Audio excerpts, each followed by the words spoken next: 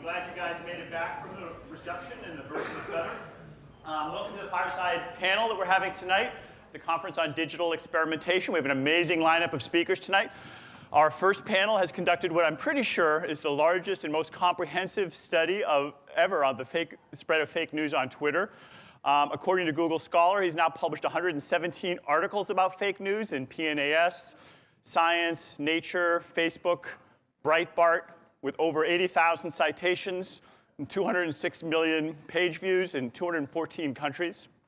Our second panelist is a computer scientist and sociologist. She's a regular contributor to the New York Times, and she's become perhaps America's leading voice on the effects of technology on politics and society. She was actually the first person ever to coin the term fake news and has 17 US patents on how to stop fake news and 18 Russian patents on how to stop people from stopping fake news. Our third panelist, who unlike the other two, was not born in Turkey, but welcome nonetheless, is the lead author of the landmark paper in Science on computational social science that's been called by many the manifesto of the field, as well as a widely cited critique of Google flu trends. He recently developed an algorithm that will convert fake news into real news using the blockchain.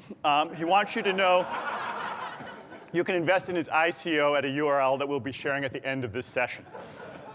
So, as I hope you get by now, the topic of this panel is the truth about fake news. And although some parts of that introduction may have been a little bit embellished, and then also I have to break the news to you, there will be no fire at this Fireside panel. Nonetheless, I'm sure you're going to find this very enlightening. The panelists, I'm sure, will do their best to share the truth about fake news as they see it on this increasingly important issue. And one personal goal I have, actually, is by the end of the panel to have a better understanding why academic panels like this, I think, seem to do a better job of uncovering and sharing the truth than today's social media and what we might be able to do to change that. So please join me in welcoming Sinan Aral, Zeynep Tufekci, and David Laser.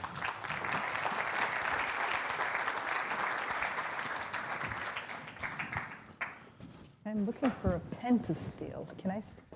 Yeah, have a seat. All right. Let's see. Thank you so much. You want some? Oh, you got one? You're such a gentleman. Okay. So let's start with some of the data and the facts. If you can share them, Sinan. I know that you've been working on this study for a long time. That really is, I think, the largest study of spread of fake news on Twitter. And I think you may not be at liberty to share all the results quite yet, but I think you can give us some headlines and give us some context. Yeah, so thanks for that, Eric. Just a note about why he's being sort of squeamish and skittish about this. So any journalists in the room? Sweet. Yeah. All bets are off.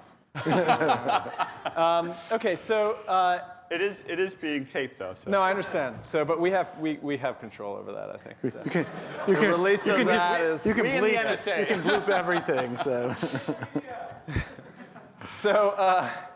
So I would really request that all of you refrain from tweeting or talking publicly about what I'm going to just talk about. Primarily because this work is embargoed. It's currently under review at a journal whose policies are that we shouldn't share it publicly until its publication if it is published. Now, we obviously are allowed to talk about it at academic conferences, so I am able to share all of the results with you, but I would just ask you, just out of courtesy, to sort of keep it to yourself just for a little while until we can hopefully get it published if all goes well. Ron, is that Twitter that you're on there right there? Yeah, exactly. He's like recording every single word. So, and it's a panel for another day is the openness of science, obviously, because we have actually been working on this topic for over 2 years. Before it was an issue that is consuming the headlines, as we've seen recently. So we have finished what we think is the largest ever longitudinal study of the spread of fake news online in collaboration with Twitter. examining all of the verified true and false stories and news articles that spread on Twitter from 2006 to 2017, 11 years from the inception of Twitter to the present day. And the way we did this, and I know we're going to get into what is fake news, how do we define it, and so on, but I want to be very clear about what we are studying here. We're not studying fake news per se. We're studying the spread of the truth and falsity.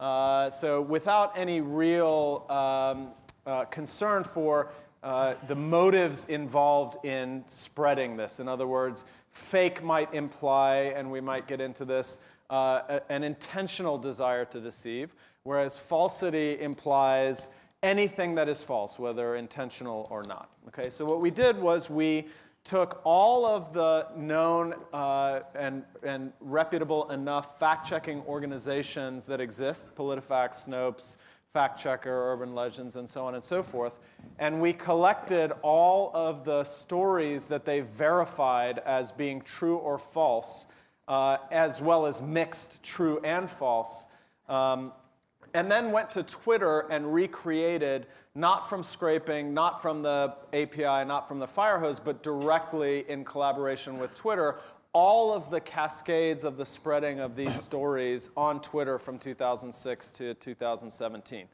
So what we had in the end was labeled data, true and false stories spreading on Twitter, as well as mixed stories over an 11-year period, over 150,000 cascades of false news, and we were able to do some interesting analysis. So what we did was we first looked at how does truth diffuse differently than falsity online. And what we found was profoundly scary. What you might expect when you see the results, you might even be taken aback even from what you would expect. We found that falsity diffused farther, faster, broader, and more deeply, all of those precisely defined, than the truth in every category of information by an order or orders of magnitude. We found that this was most pronounced in political stories compared to stories about terrorism, natural disasters, entertainment, science, and urban legends. And then we started to think about why is this happening. So the first thing we did was we searched for structural explanations for the spread of false news.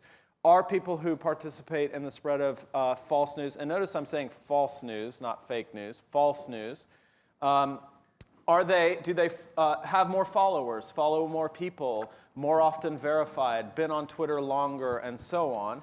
All of those characteristics supported the spread of truth over falsity.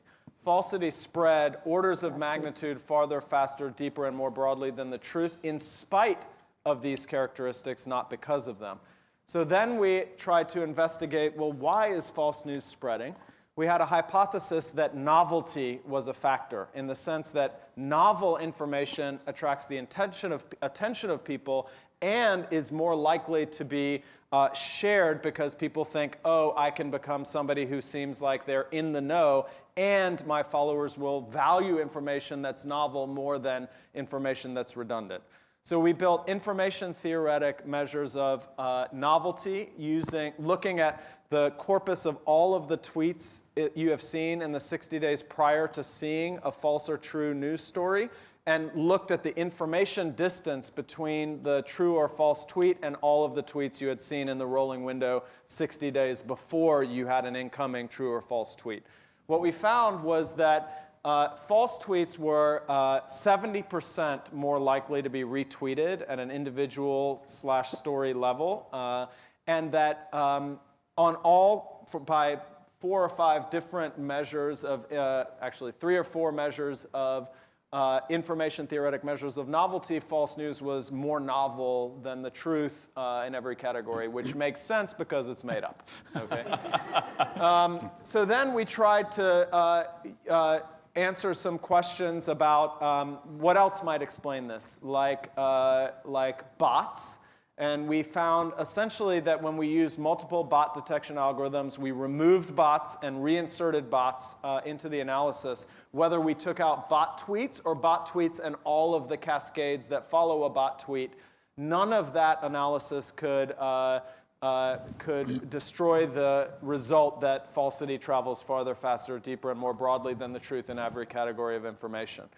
We then said, well, maybe it's information theoretically novel, but people don't perceive it as such. So we analyzed the sentiment of the replies to true and false tweets and found that, in fact, people were expressing surprise at false tweets more than they would true tweets, corroborating the novelty hypothesis. And we finally did a number of robustness checks that essentially, for instance, address the selection bias from only checking verified true and false stories that were fact-checked by Snopes or PolitiFact by taking our own sample of news and then verifying it ourselves for about 13,000 cascades using a methodology that involved human and machine verification. So the bottom line of this for me is twofold. Number one, this is an absolutely scary, really important issue in my mind. I hope we get into how potentially corrosive and destructive the abandonment of the concept of truth is in society to institutions, to social norms, to basic everything, okay? As well, now we are deeply engaged in studies to try and combat the spread of false news with experimental studies as well as other types of interventions. But I'll stop there just to sort of lay the groundwork. We'll definitely come back to that. And actually, I want to remind everyone, we're looking forward to having all of you engaged in this discussion as well. But right now, let me get Zeynep engaged. So there's been issues in Twitter. Facebook's been another big one. I talked to a senior executive there back in 2016, when this was beginning to become an issue. And he said that, well, we're like a pencil, and people can use pencils to write good things, bad things, true things, false things, and it's not the pencil manufacturer that you should be going after. You should go after the people who are doing those things. Mark Zuckerberg went on the record as saying, quote, both sides are upset about the ideas and content that they don't like. That's what running a platform for ideas looks like, in essence saying, since both sides hate us, we must be doing something right. I have you, you wrote in the New York Times, Zeynep, that you thought that was preposterous. Say more. I guess a few people are chuckling as well. So I'm just blown away by the fact that you guys did this study. And this just pretty much confirms everything a lot of people have been saying. And the problem here is this. And let me make an analogy to explain why I'm criticizing Facebook and why it's not just a pencil. So we've all evolved under food scarcity, right? If your great ancestors did not like sugar, salt, or fat, you wouldn't really be here. If they were into dieting, that would not be a good idea because humanity is characterized by hunger, malnourishment, famine, all of those things. So we have very understandable cravings for foods that we can store fat for the inevitable famine. Right? So if you take that structure, if you take that human and put them very quickly in a food-abundant environment, and then you give them sugar, salt, and fat for breakfast, lunch, and dinner, and you measure that, and then you say that's what they want. Well, it's true, right? It is what they want.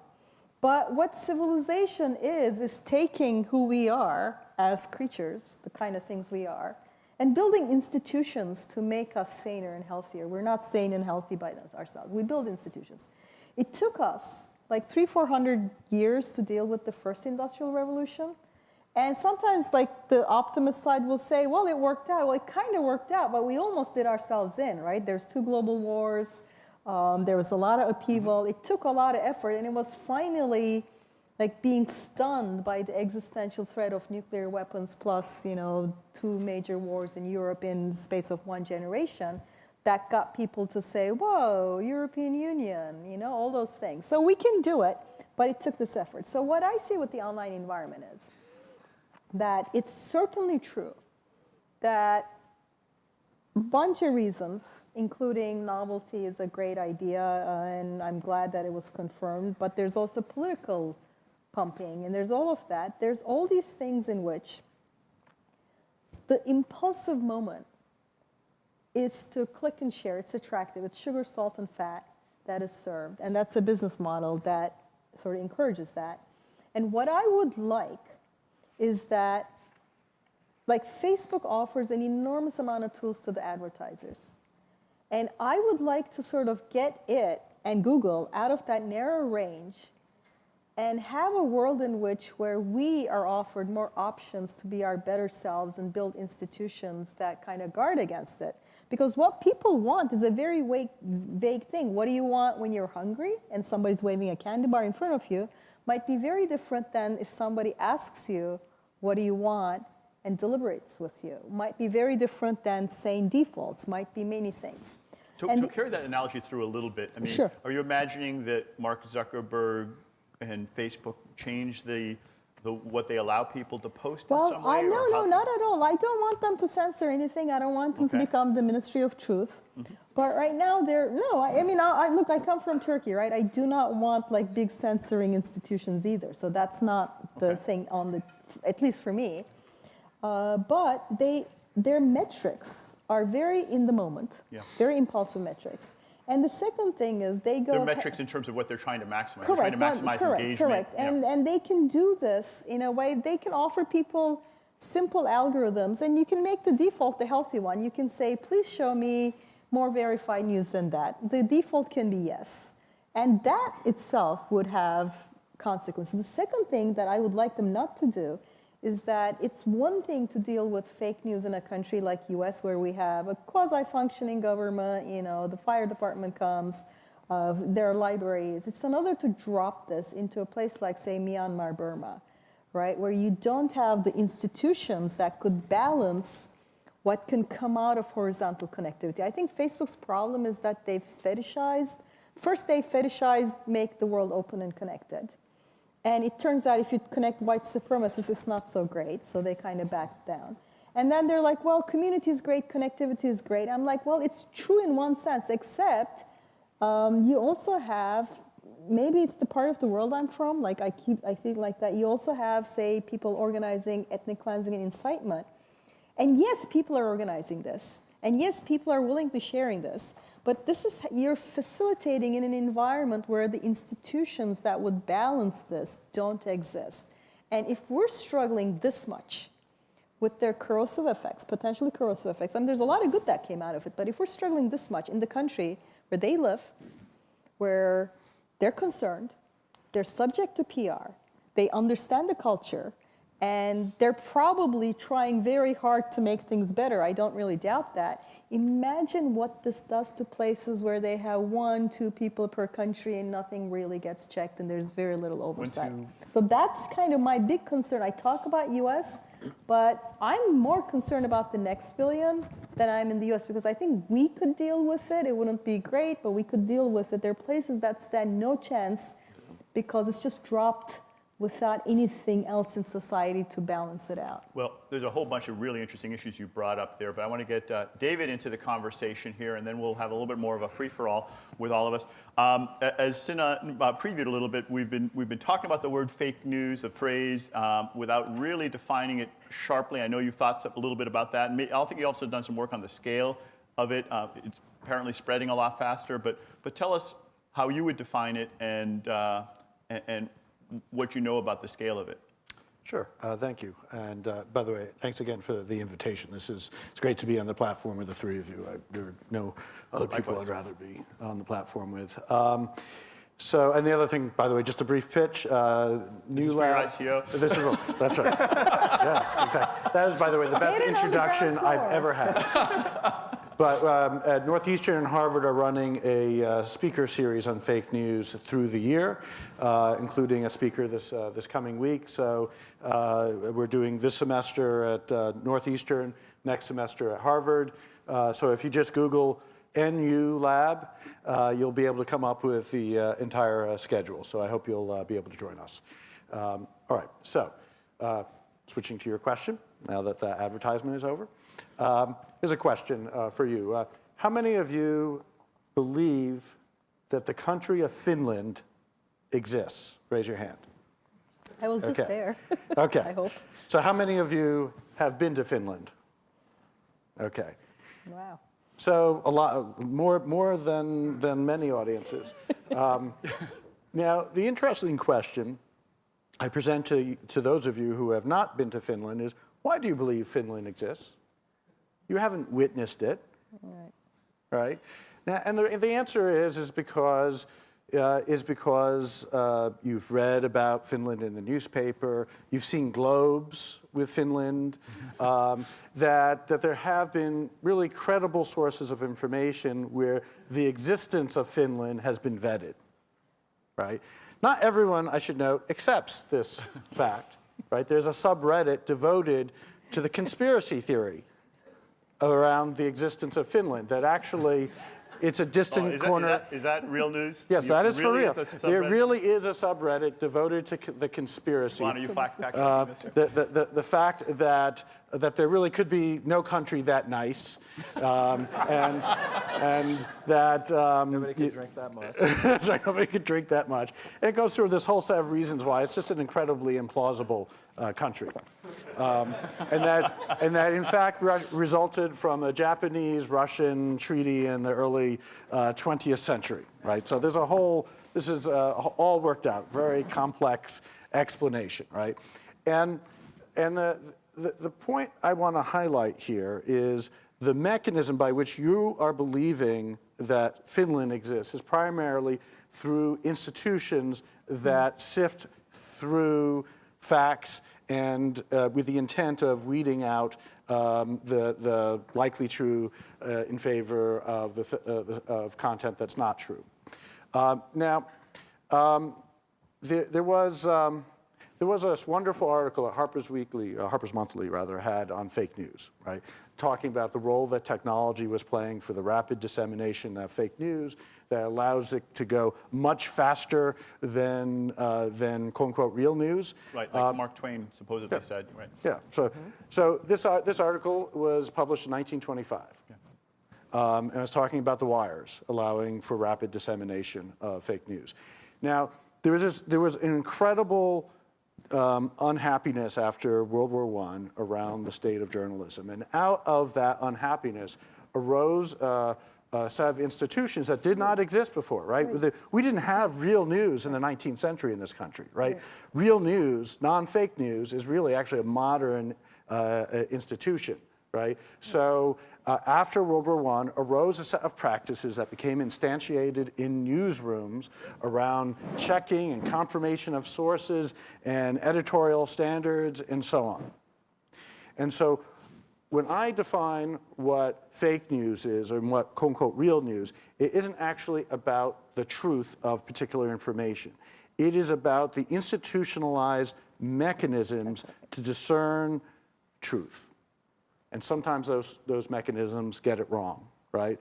But usually they get it right. Usually the New York Times is writing stuff that is, roughly speaking, right.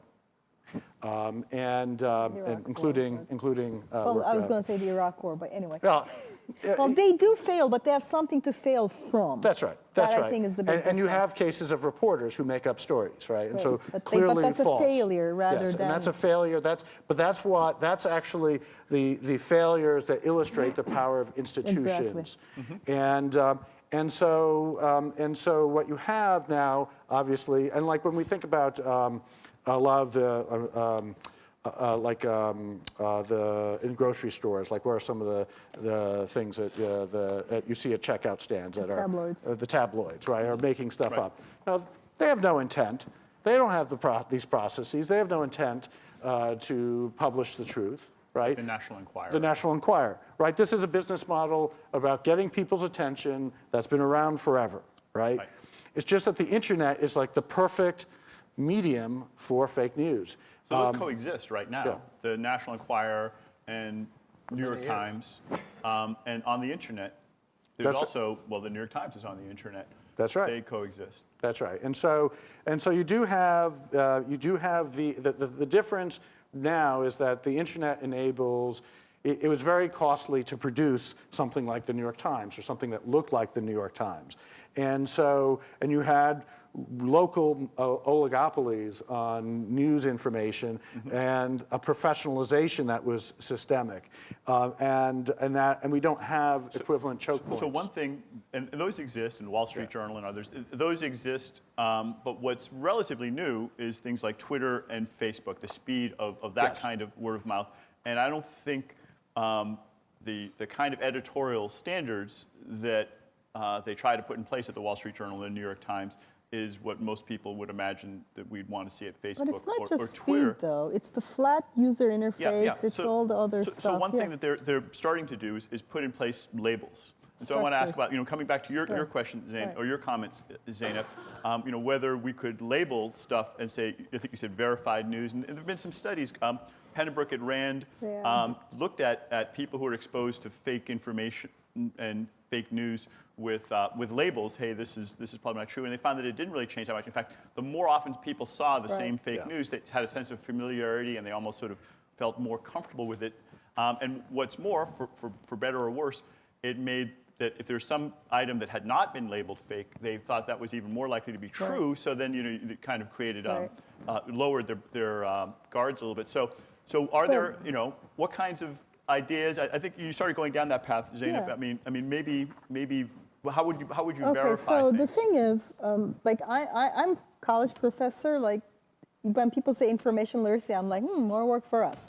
But the truth is, right, that has a limit, right? The kind of demand side things that you label it and people choose. Well, if you could do that. What do you mean? How's that? What's that? Like I'm just sort mean? of saying, if you could just put a label on it and people would pick it accurately. Oh, I see. So you put it, everything would be out there. Right. So I don't think that would work. Control what they saw. No, I don't think that would work. See, I'm going to say I'm not against it. I think fact checkers are great. We should have information literacy programs. Everybody should go to college. I'm all for that. But I don't think that's where the leverage is, and I don't think that's what's happening. I think there has been, before the election, there was a set of incentives in the United States that made it quite easy. Not just easy, it facilitated. Both Twitter and Facebook in their own different ways, and YouTube in its own way. It is so underlooked. It's I think probably as important as Facebook in this realm. We just kind of measure it less.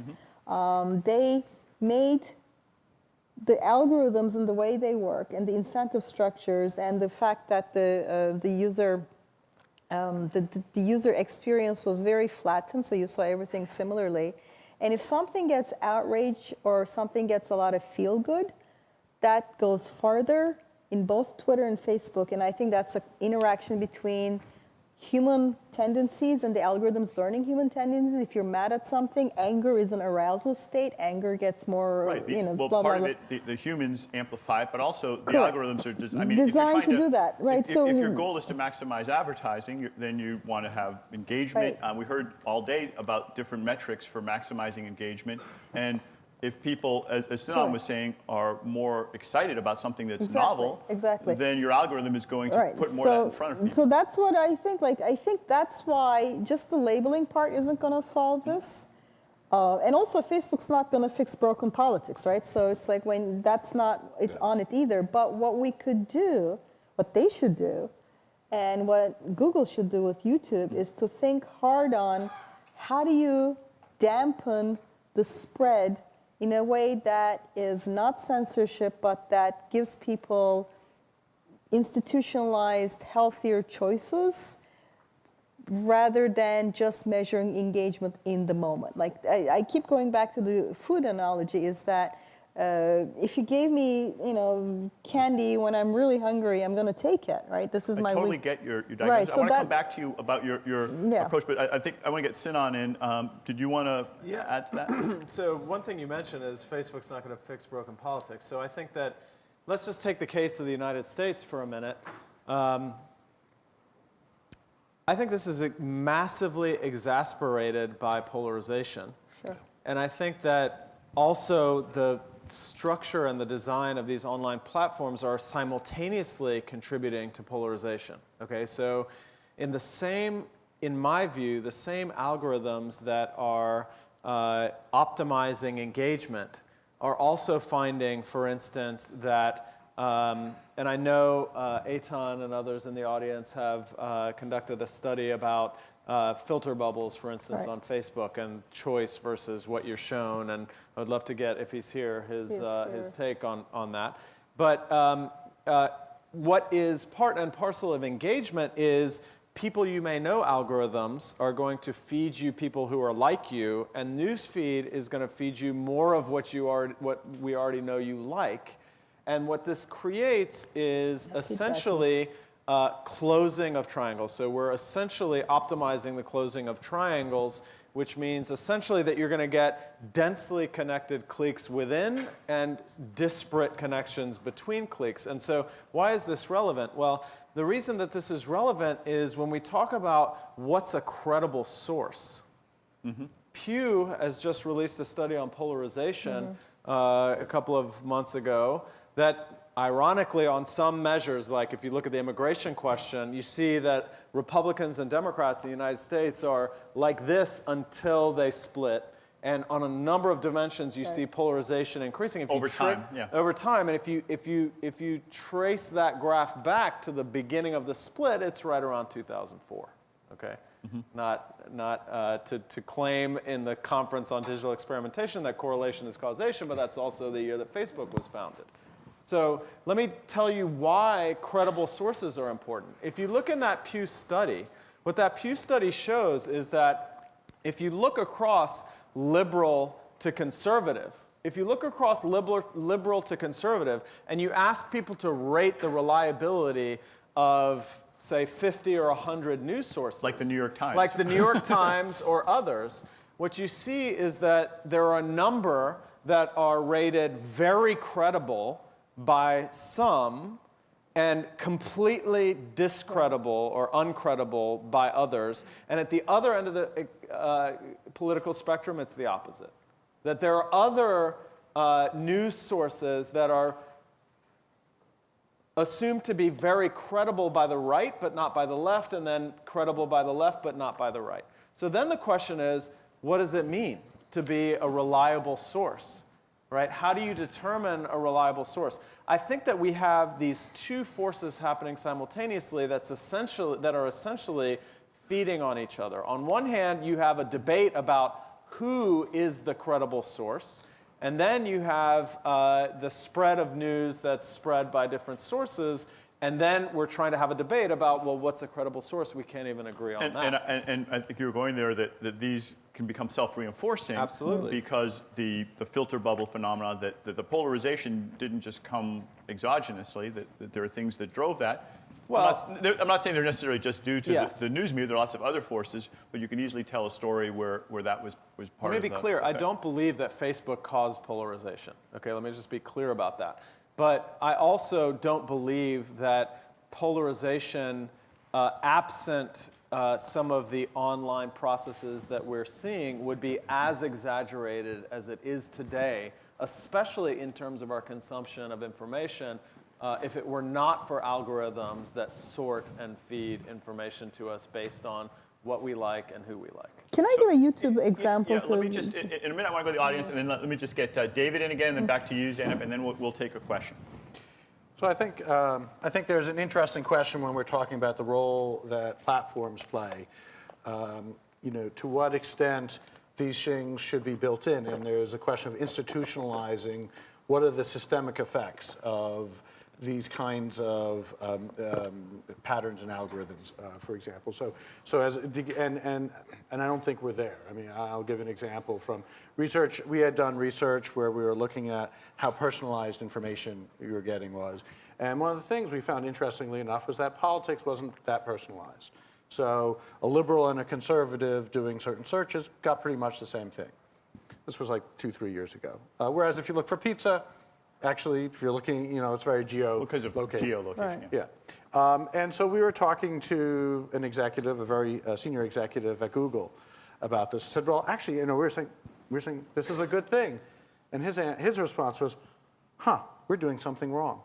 Right. And this was also my I mean, that reaction. you thought it should be more we personalized. should be more personalized. We should be giving different information to the conservatives. He was on the revenue liberals. maximizing side. That was where his mind was. And similarly, well, not similarly, but when with the Bakshi et al. Paper, which I enjoyed greatly on the filter bubble, it begged the question of, well, is the machine learning just going to discover, because they're finding that people were engaging in certain content, liberals with more liberal content, conservatives with conservatives, was that just where Facebook was going to be in a year, right? That the system was going to adapt, and maybe it has, and we don't know, but that is sort of the logic of these systems. And there's an interesting question of how we institutionalize thinking about the systemic effects of customizing people's informations and putting them into these reinforcing chambers. Well, it's interesting that there still is one Facebook and not one different ones for different groups. But go ahead. Well, so I want to give a YouTube example because I think it's not just a Facebook problem, and it's also the YouTube is an important overlooked thing.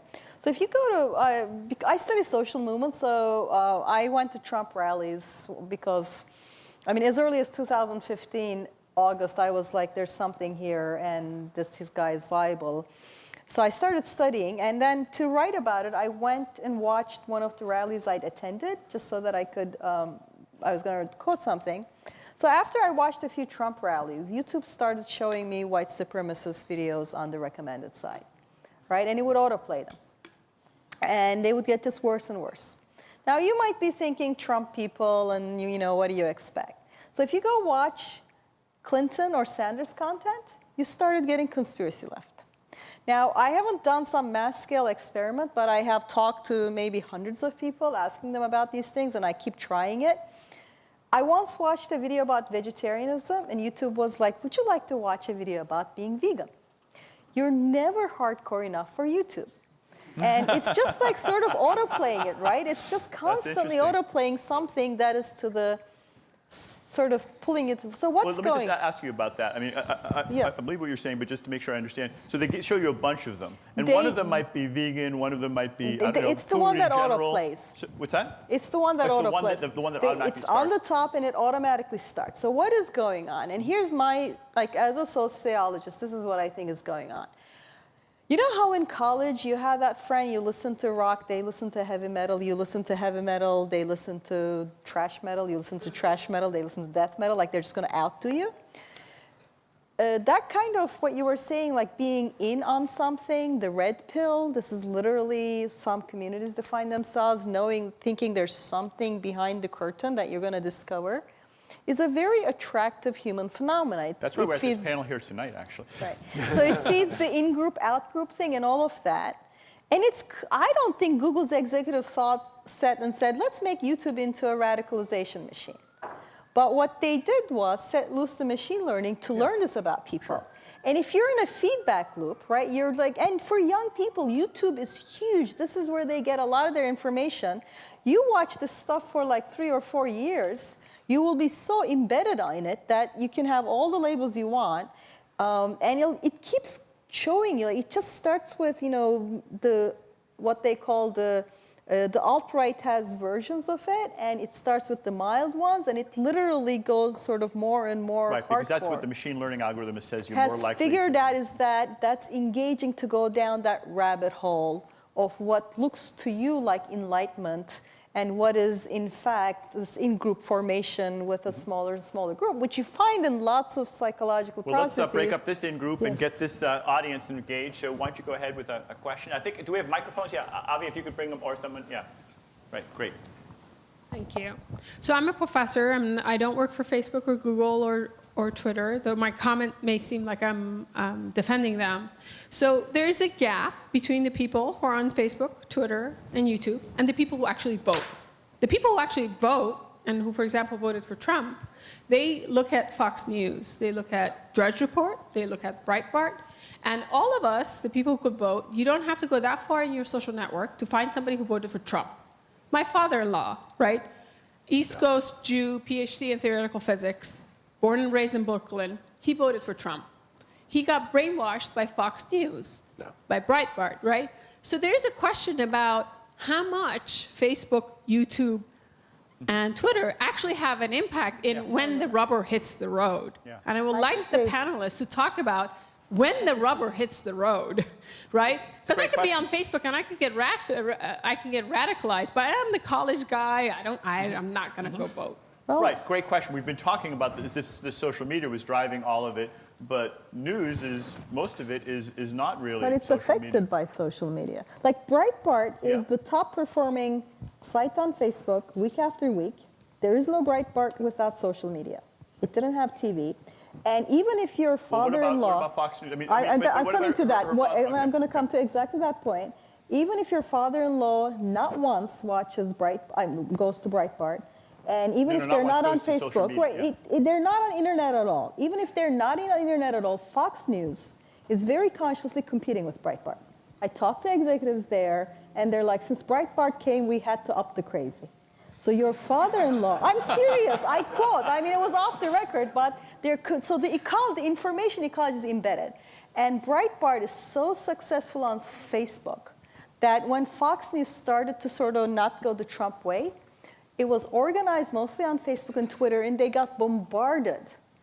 And because of Breitbart and Facebook, Fox News had to change, and your father-in-law saw a So that different... may make it worse, but you said in the 1920s and pre-war area, I'm pretty sure that was before Facebook, there were this issue, or even arguably said for most of news history before this century. Well, I mean, in part, the news, the business model of news changed, right? And so it Yeah. used to be they got their support from parties, and unsurprisingly, that was fairly polarizing. I should note, though, so a there's lot more than one ways more than one road to fake news. Well, that's right, and I think there was a lot of polarization in this country in the 19th century, more so than we have today.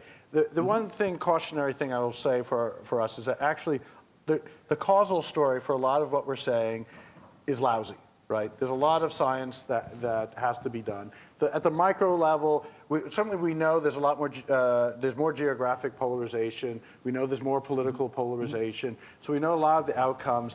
The causal arguments are really problematic in multiple ways. And so this is a plea for this audience to, this is what you folks do. So, figure out, how we got here, because I think we have a story here.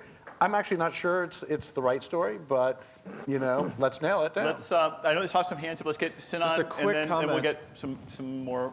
Just to quick echo, notes, I completely agree with this point. And to your point, Tina, I feel like this is a big endogenous system with lots of feedback loops. I do believe that the support that's gained from a given story on Facebook or Twitter then affects potentially what's then reported and so on and so forth, because everyone is chasing ratings.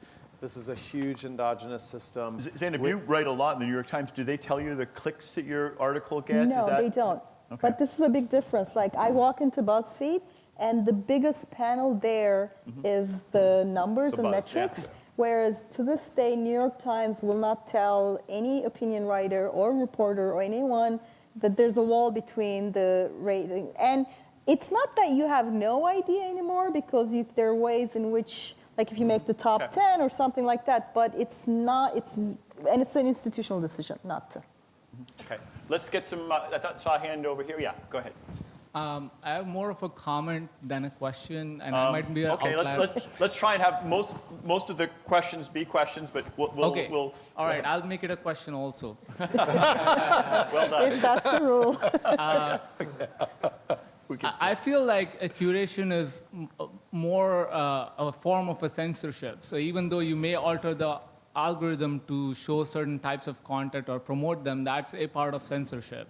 Just like a library system is to try to categorize certain religions as number 1, number 2, whatever in the Dewey system, right? So do we really feel that, why should we hold Facebook accountable or Twitter for categorizing what is true and what is false? So you're back with what I said earlier, that Facebook executive said, hey, we're a pencil, we should just let 1,000 flowers bloom and let it go. So Their algorithm prioritizes already. Yeah. I mean, they have to, there are only so many things can be in the top 100. Yeah. right? So if an army of bots makes something go number one, that army of bots is already playing censor because they're pushing other things lower. So the pie is Okay, fixed. so what about if it's by real humans? So let's take bots out of it. They What still does it mean? prioritize based on their algorithm. What's that? Like what right now on Facebook, right? On any given day, you have 15,000, 25,000, whatever. You have too many posts, and there's going to be some order, right? And it can be chronological, it's going to be algorithmic, it's going to be this or that. There is going to be an order. So there's no world in which you have the bandwidth to see 2,500 stories all at once.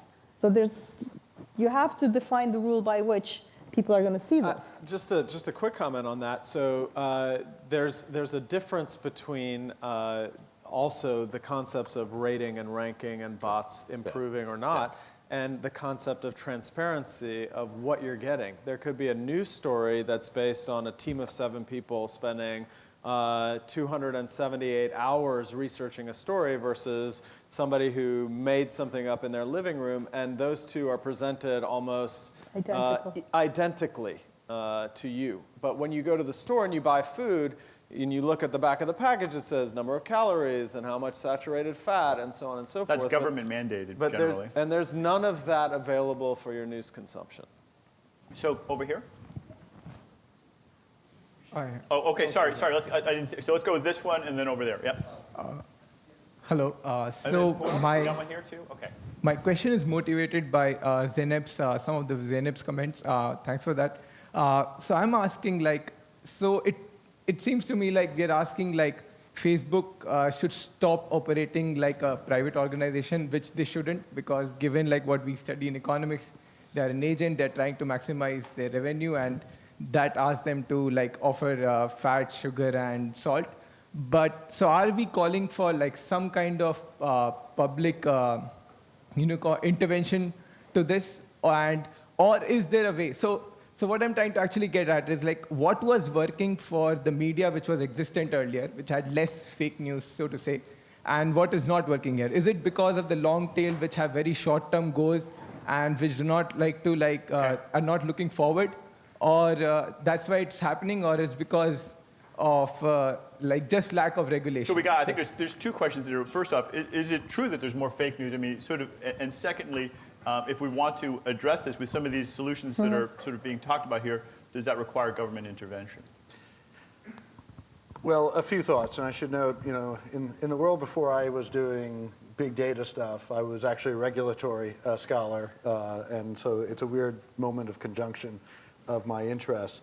I think that what you had with media, or legit media, was self-regulation. That is, the set of practices that they internalized that then affected the output of those organizations. And so you could certainly imagine a world where the Facebooks and the Googles created processes where they were more attuned to the systemic impacts of their behavior. You could also imagine various types of government intervention that are short of actual direct government intervention. But for example, right now, these companies are shielded by the Community Decency Act of 1996, was it, that basically lifts any liability for content. That if they put libelous content, they're like, we're just the pencils, right? So you would like to have the administration be more active in deciding what kinds of news is approved? No, it's not about administration. It would be that they could be. I'm not advocating this. I'm just saying that they have certain legal shield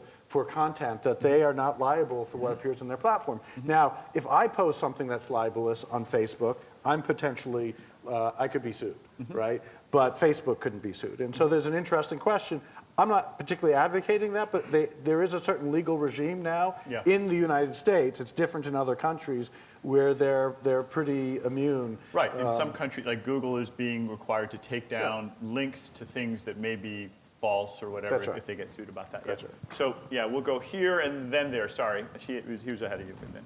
So I wanted to go back to these feedback loops on YouTube, on Facebook, and Google News, all these things. So theoretically, these are all profit optimizing things these companies are doing. And these are also causing problems in the way that we consume empty calories.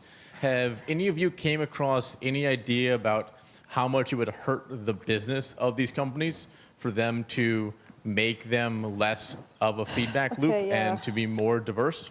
So one thing here is right now it's this interesting period in which the companies are still controlled more or less by founders, and they're still printing money. So I think at the moment they have some latitude to change things, and they'd still be very giant, big, and profitable at the moment. Some more than others. Yes, some more than others. But they were, I mean, the ones that are key are the ones that are quasi-monopolies, and they're right now like 90% of ad money is going to them. Complicated story here. So, but this won't last, right? The history tells us in 10, 15 years, you know, Zuck will retire and something will happen, and this will become more, or there might be some competition that puts, so I at the moment do a lot of these moral appeals because I think at the moment there's a window to institute stuff that's self-regulation, but I don't think that is a forever window, right? Whatever we get now, that's the thing. The second thing that I kind of harp on about is that these companies are stuck in a very narrow range of both business models and design possibilities. There's this failure of imagination that we've organized like most of our digital economy on getting people to click on crappy ads. I mean, this is a failure of imagination, failure of business models, and a lot of it is driven by this failure. And I don't think, given that Facebook didn't even exist 13 years ago, it's that radical to imagine a world in which we are their customer. That's the main problem, that they are, instead of sort of serving advertisers, which is driving a lot of this technology. And scare, it's to be, you know, if you want to be scared, this technology is also the infrastructure for authoritarianism. So who knows in 20 years, what is it going to go, right? So I think a lot is possible. Other countries that have very different regimes. So, but before we So go I there, think it's let's possible. get another question in. Yeah. Yeah, so, you know, talking about the transparency and government like regulation, we did a study, my co-authors and I, on YouTube. There's a lot of healthcare, medical-related information on YouTube, and we actually quantified the extent of medical knowledge, and we actually find that the ones very low in medical knowledge or even misleading ones are the ones with highest engagement. So it's, you know, this is just fake news. Maybe not news, fake information. So it really raises the question that there has to be some kind of regulation. What's the title of your paper so that we know how to look for it? And How do so we look what's your for your name? paper? So tell us your paper. I haven't circulated it, but I think I'll post on SSRN. So give us your name, and Give that us way we the- how can do we search. find it? Anjana Susarla. I'll just, if you could give your business card. We'll find it. I can give it to you. I will Really? send Yeah, it. okay. I will send it to you guys personally. Great. But All right. you know, And so I just wanted to ask about the regulation part. It seems to me that this is a very compelling thing. That unless you force companies, they will not self-censor. So I just wanted to ask. I mean, just, you know, first of all, the transparency issue and the labeling issue, I think, is important. The first step, I mean, if you look at any of these things where you sort of think that there might be a sort of, and I hate to use this word, paternalistic sort of imperative, for instance, smoking. The first thing that happens there is labeling and education. Labeling and education, labeling and education. I agree, this takes longer, but it should be done, and you had mentioned that. In a society where we value choice, where you get options and you can choose for yourself, even after being educated and labeled, you still want to smoke, that's your right, because you're a free person. I think that that's important to maintain, and that we don't somehow eradicate that ideal in order to try and get rid of this other problem that is also affecting our society currently. There are low-hanging fruit for regulation, which I think are inevitable. Political speech on Facebook should be regulated, and it will be. Wait, should be regulated? Yes. So what I about think the First Amendment? No. I'm not saying you can stop somebody from saying what they want, but it has to be labeled as political speech like it is in, like, I'm Hillary Clinton and I approve You this mean political message. ads. Political ads. Not Political ads messaging. need Political to be, ads. need to But be if I want to regulated in speak the out same in way. favor of a cause, they... No. I'm He doesn't talking mean about. that, he means I'm ads. talking about No, help political. me understand. I'm just literally... Political ads that are clearly regulated on the radio and television.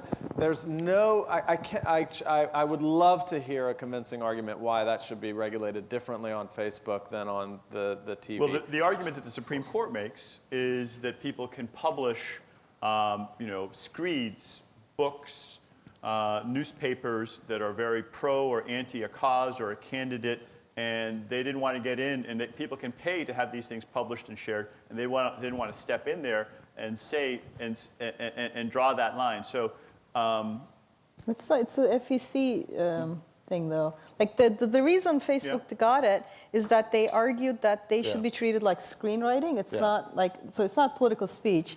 They went and argued that it should be treated like screenwriting. Because if you're writing like go, I don't know, Yankees on a plane. I'm thinking of the Citizens United case where there was, until recently, political speech was more regulated, and it's become less regulated outside of Facebook.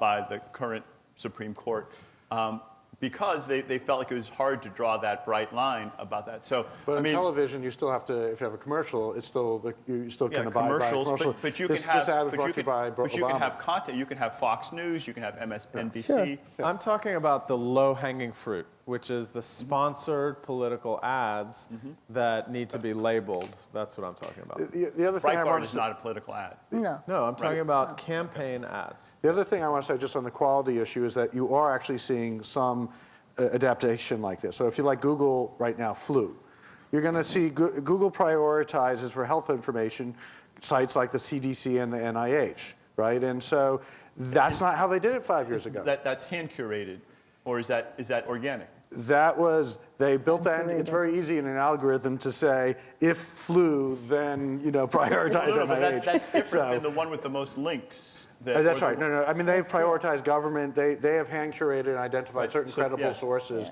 that are high information quality. And so this, this isn't rocket science, And right? that's part of the current version of PageRank, which is several iterations from the original published PageRank. And demonetizing fake news was very important. I interviewed a bunch of fake news producers. Like the one that had the most viral fake news one, which was about FBI agents being killed by Clinton. He is a liberal from California.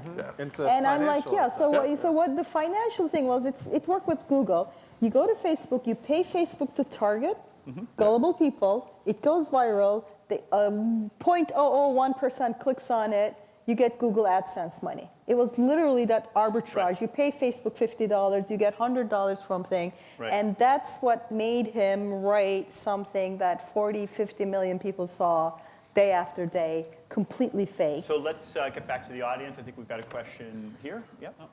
Yeah, so I was fascinated by the failure of imagination. So if Facebook, Twitter, Google would be very motivated to do this, right? Which long-term metric on earth would you propose? So for eating and smoking, you can measure me and so forth, right? Sure. What would you propose as the panel? I mean, would you quiz me to see how informed I am? So what could a long-term metric be that these platforms could use? Use a general exam, so I think that would be But I mean, look, the whole, I'm going to go like all pro-enlightenment here. But you build these institutions that grapple with these things. We can blow up the atom by using intersubjective measurement to get at something. And I think you can't let go of what David was talking about, is that you build institutions to deal with this new one. And there's lots of ideas out there, but what's the overall evaluation criterion here that we're trying to facts. I mean, I think there's no way you get out from this is the part where I will say that I don't think there's any way in which you stay neutral on whether or not Finland is a country and it exists and make progress. I mean, and this is the part that I know is thorny for everyone. They want, but I don't think it's a world in which you can stay neutral on the fact whether there's a world and there are facts. So Finland, I think we'd be pretty comfortable with, but there's ones that and I don't know how many people actually really disagree about that. I know that there's the subreddit group, but there are there are some things that there, global warming or policies on healthcare or whatever that, what's true, what's false. Those are the ones that people are debating about, where there's some. So is there a way? And I don't have the answer, so that's why I'm struggling with this. Is there a way that we could sort out which facts we think we want to say that one passes and we want more of that? How would we know when we succeeded? Well, I mean, journalism has had practices for a long time, and so you can, and they get it wrong sometimes. And so I actually think, I'll give you an analog. So my first big hit was, as a paper I wrote, was on a very sexy topic. I was on regulation of seafood and how you make sure that you don't get spoilage of seafood. Clickbait. And that's right. Exactly. Hey, it has hundreds of citations, so what can I say? But the answer was not around measurement of whether the fish were contaminated, because the testing just takes too long, and by then people would be dead. And so it was all about the kinds of processes. It was something called hazard analysis and critical control point, Interesting HACCP. point. So not measuring the end point, but measuring the process along the way. That's right, which is really about how institutions work, is what are the processes put into place. Like Facebook should be they should have people who are So with thinking food about regulation, there's this book, The Jungle. Oh, yes. And so there was a time when a lot of people said, well, self-regulation will solve it. Then, at least with food, people felt like that's just not And something cars we didn't trust. have seat belts, and they were dragged into it, but it turned out to be better for the car industry. So are you gravitating towards more of a government role in this, or? There are a lot of these management-based regulations that are not government forced, right? I mean, a lot of the environmental stuff, for example, like a lot of ISO standards are completely voluntary. So a non-governmental organization. Could be.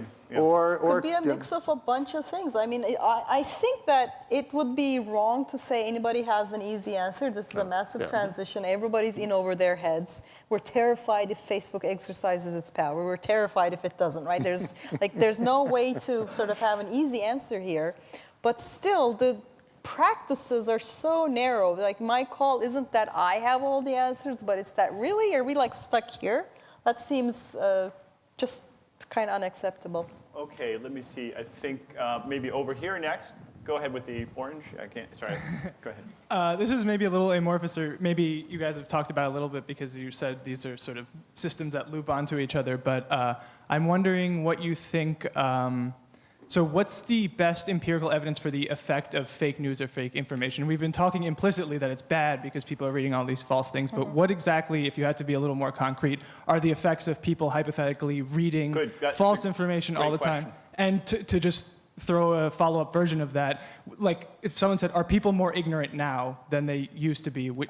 Would you commit to that? How many people still think Finland is? Okay, good. We should get that out. Do you guys have some quick evidence on that? Well, there's one paper out just like last week. Most fake news before the election was pro-Trump. Bunch of reasons. We don't have to go to it, but it's wasn't kind of. I think I saw a study. I hope it was true. 5 out of the 5 most clicked stories were. It's not. Fake I mean, the Microsoft stories. research basically mobilized their Explorer and Edge data, and what they found was that almost you could eyeball this. It was very clear. Overwhelming amount of the fake news was pro-Trump. And the correlation sort of chart between the amount of fake news a state got and the Trump vote is like a straight line. It's as neat as it gets. But it's not causal. It's not causal at right, all. Of course not. There's no causal argument. It's not causal, but I mean, the argument is that.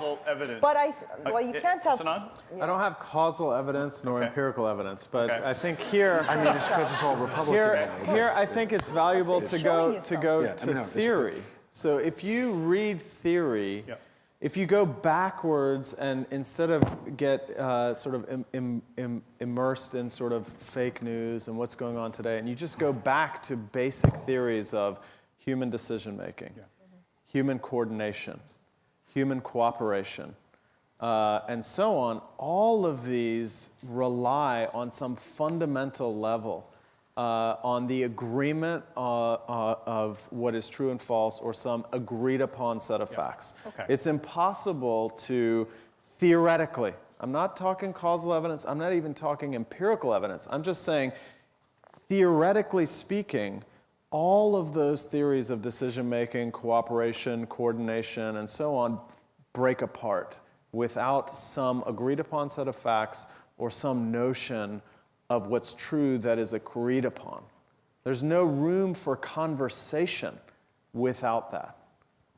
David, were you going to add something to All that? I'd say is that we know right now, and this is the part where the Microsoft paper was a little puzzling, is the fake news has been disproportionately a pathology on the right. And we Not in every country. No, I Yeah. just mean in the United States. Yeah. So no, and I'm not saying it's intrinsically that way in the U.S. Either, but that's also why then Well, there was an article about this, that there were some of these fake news mills that were doing it purely for profit, and they did up fake news for the left and the right, and they just made a business decision that on average they were able to make more money. So it wasn't, at least these ones in this article, it was not just driven by any kind of political agenda. It was a financial agenda. I think there's some hope that the left will catch up. Now, that Well, I think there's a temptation to think of everything's a mirror image, and in many No, ways it's the not. left and This right is are asymmetric. in many ways the left and right are mirror images, but they're not mirror images in every In this dimension. one, this is There's very different kinds of asymmetric. people who are attracted to different kinds of ideology. So we don't have a lot of time left, so I want to get the questions faster and the answers faster. So let's go right over here. Yeah. Oh, yeah. Right. So I'm a little nervous when it comes to talking about regulation, given that it's done by the executive branch. I'm just wondering if you guys have thought about the role of academia or third party or public We institutions. should be in charge, right? That's right. That's my question. Is there a role for us? I mean, Absolutely. as respected academics and Absolutely. researchers to comment Yeah, seriously, what can we or do? do something about this? I don't know if there are any other bodies out here that are doing as much as the Academy, as much as it fails sometimes. Because Facebook and Google, they do their own But aren't research. we mostly talking about the problem and the diagnosis, which is what we're good at? What can we do more about the potential solutions and doing that creativity? Is there, so we have only a few minutes left. Let's spend the last few minutes talking about what are some of the things that can be done, or specifically that academics and that we can do. I think that we can help discern actually some of the causal processes as well as provide some objective measure of the scale of the problem. I don't think, and I don't mean this anything about the people, but I don't think we can trust Facebook and Google and the like to tell us how much fake news there is, right? And so Okay. I also we can diagnose it even better. But no. But I think there is a question of like, well, the cancer's here, and we can cut That's in the and first we can step. take it out. And I think we can also understand the psychological processes. We know the limits of fact checking. There's been a lot of experimental Who work out on here this. in this big room here has a proposed solution that we could do, or a proposed approach? That's what I thought. Oh, come on. And nor up here necessarily here we either. go. Marshall has Marshall one. solved it. Great. Tell us the answer. We need a mic over there.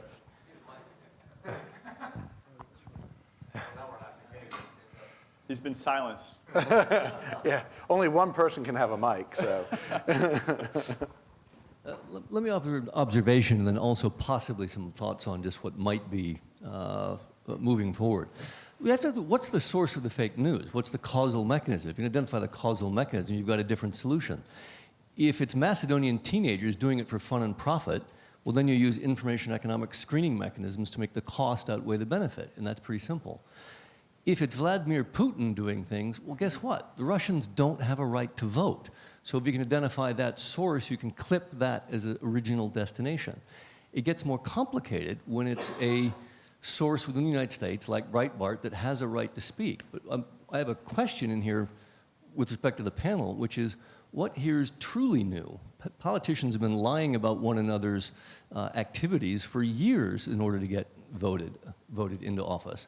And to give you a fun story about it, even when they're not lying, there's a famous court case in free speech where one politician accused, in order to get elected, he accused another politician of having a wife who was a well-known thespian.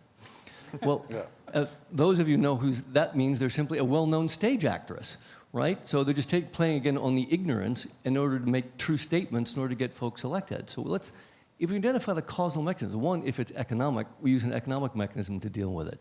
If it's, do they have a right to vote? Well, you can then actively exclude them. Vladimir Putin should be excluded. If it's the case that it's an internal mechanism, in fact, we actually do allow for a lot of debate. We allow a lot of the freedom. I slightly disagree a little bit that we haven't agreed on the subjectivity versus objectivity. I mean, Descartes' been debating that for a long time. Yeah. But I think we have to ask the mechanism, who has the right to do it? Is it an economic incentive? Then we'd fall back on the traditional mechanism. So I would pose a question within this framework, what is truly different in terms of political speech? Got it. Okay. I have just a quick answer. So, Marshall, I think that your answer is an excellent set of suggestions. Okay, but the problem is can be sort of expressed in a Yogi Berra quote, which is the famous one about, in theory and practice are inseparable, but in practice, they're not the same thing. I messed up the quote, but essentially, it's not that simple in practice as it is in theory that you're describing. What is different about today is that it's very difficult to, things are presented almost identically that are very different. There's very little sort of information, meta-information about the information that allows us to judge the difference between a news story that has been thoroughly investigated and so on. I really like David's suggestion about process rather than outcome regulation, in the sense that if I can sort of reveal the process by which the information was created, and that's shown along with the information, then that goes a long way towards allowing individuals to make informed decisions so in essence, without censorship. You're talking about combining two of the things we're talking about, the labels and the process. Correct. Label the process. This Label is the how process, we got this. yeah. All right, Can I add couple one more quick- difference, though? This is real very quick, Zainab, crucial. and then let's get some other people. In the past, if you lied about politicians, say in a rally or TV, it was publicly visible, whereas right now it goes privately, screen by screen, and you have no idea what it is to counter it. So the U.S. jurisprudence on counter speech with better speech has kind of gone because you don't even know it's there and what the audience is, and that's, I think, a big difference. Although the other thing I mean, going the other way, one of the things that happened the past few cycles was it used to be people would go around and give speeches to different groups, and now there's someone with a camera Correct. from the Yeah. opposite There's side also following that. them around. That's so very that, true. that's That's sort also of, true. But so yeah, I think there was right over here. Yeah, go ahead. Two questions. Go ahead. You guys fight it out. So my question is that internet itself is not regulated at all, right? I mean, it's now like it's an afterthought. Well, there are that, some okay, things. Well. yeah, there are bunch of- something, but it's like, you cannot blame the companies. There were no regulations to begin with when Facebook or Google or any of these were founded. And then you're now putting regulation and putting the burden on the companies to, suddenly we found some unintended consequence and we are asking for Well, they also regulation. have Yeah, a that's the way trillion regulation works, And right? they I mean, have people die. and- half a trillion market cap each. They can kind of live with it. Well, do you have another? But because there'll be some other platform that'll come. Now maybe there'll be some, like Fox Right. News, there'll be other channels of A things. labeling and platform. But this is generally how things work with regulation, right? People die of food poisoning. You're like, oh, maybe we should do something about Right. that. People die because of Car soot crashes, and you in put the air seatbelts or on. car crashes, and then the government goes, oh, this is a public problem, we should do stuff. So this is generally how it works, right? Is that private companies do something, there are public implications, and then the public gets involved. Right. To be clear, they're not And talking that's- about suing them for past actions. It's generally perspective, changing things going forward. Well, I mean, mean, if this you- is what we're talking about. Yeah. If you sort of look at the raison d'etre of government is like, when you say markets will solve everything, there are market failures. I mean, it's known that there are market failures. There's Right. no market discipline on either Well, company go ahead. right now. Get your. Yeah, and therefore you would have a third party to regulate, not the, if you want to regulate the market, you can't say the market you have, there'll be third party to I regulate mean, there are that, right? entities Usually like the Underwriters Laboratories that keeps that approves electrical Or stuff. ISO. Yeah, so Yeah. there So are- many there's- things. this has Like to your central succeed. bank, right? So So what I'm saying is that the onus cannot be on the platform. It has to be, because you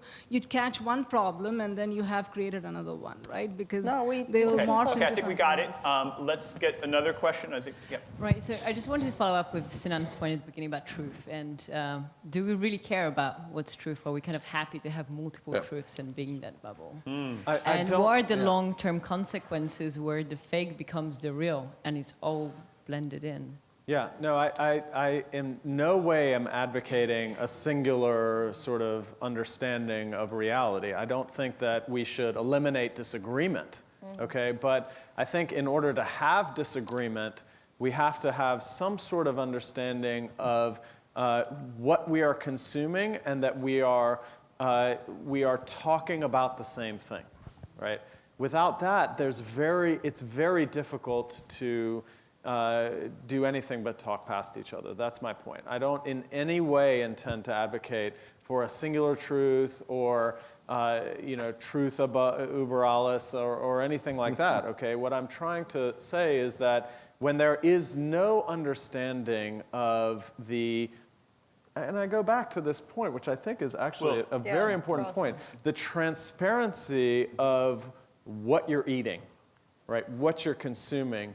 And then that being a bedrock upon which you can have opinion and disagree and debate. And I can even debate your truth. And I can say, you claim that process, but that process is flawed for these reasons. Or that process would break down here, and therefore this part of your truth is not as valid as the rest of your truth, or whatever. That is all fair game. But without that transparency, I think it's very difficult to really do anything. If the sky is blue and the sky is red or could be blue, the earth is flat or it isn't, I mean, everything But what about, I don't know, Isabel, part of what you may be getting at is there maybe some people are very happy living in a fake news bubble, and maybe even they sort of subconsciously know, hey, a lot of this is fake, but you know what? Life goes on, and maybe... most entertainment is like that. I mean, but if you take that to the logical extreme, then a society that requires, that sort of relies on cooperation, coordination, and so on, becomes untenable. I think if you take that to the theoretical extreme, it becomes completely untenable. If it's a democracy in particular, yeah. So I think there's another question. Yes, go ahead. So over the summer, Radiolab had this great podcast about the introduction of two technologies that, when paired together, have like drastic, enormous consequences about fake news. One of them is called Project Voco, which you can essentially train a machine learning algorithm, and then you can make a person say something in their own voice, and you can match that with like. You can create a fake Barack Obama or Donald Trump that is saying anything you want to say. Right. I'm curious about what you think, we should maybe do about these secondary or tangent technologies that might have. I think this will have enormous consequences. So we could easily see very soon. I mean, it used to be seeing is believing, but very soon, maybe even now, it's possible to have video, images, audio that are indistinguishable from the live event. So people can obviously use those if they want to. Yeah, go ahead, Zainab. Yeah, so the thing is, a lot of my work focuses on anti-censorship and circumvention, all of that. And for years, I've been talking with the tech community, like the people who write Tor and that kind of sort of the anti-censorship technologies.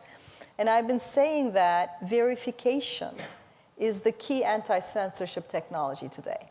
Because today, the scarce thing isn't speech, but attention and authenticity, right? We've totally shifted just the way we shifted to that.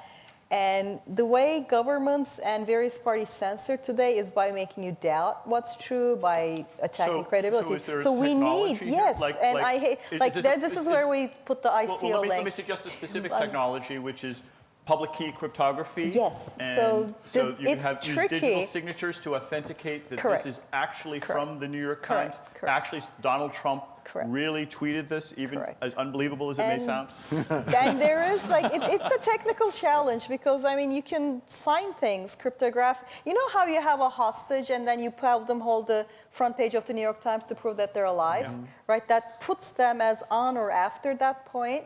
You can cryptographically put things on or after certain points and all sorts of things. That isn't already more widely. I've been begging Twitter for has these years little to check hold marks, but they're not actually authenticated.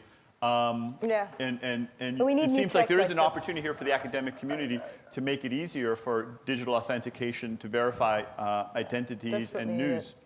I'll say I'm not sure how big a deal this really is in the sense that, you know, it's possible to put words in people's mouths already. You just say, Sinan said, you know, Finland doesn't exist, right? You can tweet that now, right? Let me push back on that. Ultimately, it's no, because if you know the moment that you can easily make a video of Sinan saying that video is just as credible or non-credible as my typing it out. No, but you can imagine two equilibria. One is where most people don't have check marks and you just go by with it. The other is that they have the digital signature, and if you put out something that doesn't have the digital signature that Sinan was really there, then everybody's like, wait, why are you even putting that out? No one's going to believe you because it's like having a sign on it that says this is a lie.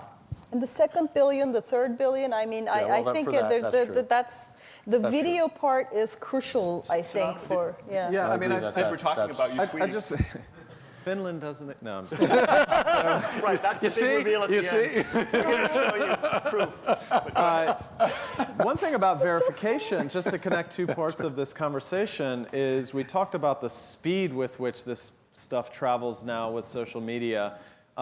Speed makes verification more difficult, right? You don't have time to verify like you did in the past. But in the past, these news stories leaked out and eked out over a long time. I mean, there's a recent book, I forget the author's name, about hitmakers, where he talks about how the spread of ideas took, it took 20 years for the, a Beatles song to make it or for the German lullaby to make it from Germany to the United States. But now it travels instantaneously, and there's no time for verification before everyone has seen it. Verification could travel at the speed of light too. If it could with these methods. Hey, we're going to end with blockchain. So we're going to have a speed round now. Two quick questions. Two quick questions. And then let's have both questions asked, and then we'll have answers to them to wrap up. Go ahead. Yeah, so I just want to bring in the example of where platforms tried to do something about this and ended up in a big mess. I mean, I don't know, like a lot of you have heard about YouTube adpocalypse that happened like 3 months ago, where they automatically demonetize ads, which showed extreme content. And the problem with algorithms is they're not extreme content, basically like clickbaits about disasters or so other stuff. So the problem with that is algorithms aren't perfect, and they had a lot of false positives, and it took demonetized all the good videos as well. And they got into even more mess because now the creators who are legitimately doing good stuff, so they are making less money. So is it the efficiency of algorithms that is preventing the companies to do anything about this? They're already in a mess. They don't want to go into more. Good. Speed questions. Let's get one more question in, and then we'll have the panelists wrap up. I just wonder if my question is more a point about vocabulary, this question of what can the academy do or something else. Is it a matter of distinguishing or trying to distinguish very clearly between regulation and censorship on one hand and labeling and transparency on the other? Sinan pointed out that if people have the information, having that information, they are then free to do whatever they need, right? But whether it's verification is a kind of labeling and a kind of transparency. And that is utterly, to my mind, distinct from regulation or censorship. Yeah. And so rather than speaking in terms of regulation, if it could be directed entirely to transparency. Yes, good. And I think maybe get in one more quick question, and then we'll, right in front here. Two more. Okay, two more. Johan, if you don't mind, guys, going a little over. Go ahead, Johan. Oh, thank you. I was going to ask about how we talk about fake news, because I'm sort of thinking a lot about what was said about how I don't know if the introduction was actually fake news, but it was said that the Zainab, I think you coined the term fake news. So the way that that's being used now, soon you'll be well known as the coiner of the word fake news was literally in this Harper's Monthly article from 1925. So, Wonderful. So, Wonderful. Which Zainab wrote. That's right. What I meant to say was that it somehow in October, November, it became extremely prominent in our discussion about news. And it's sort of been weaponized against us in a funny way by the executive right now.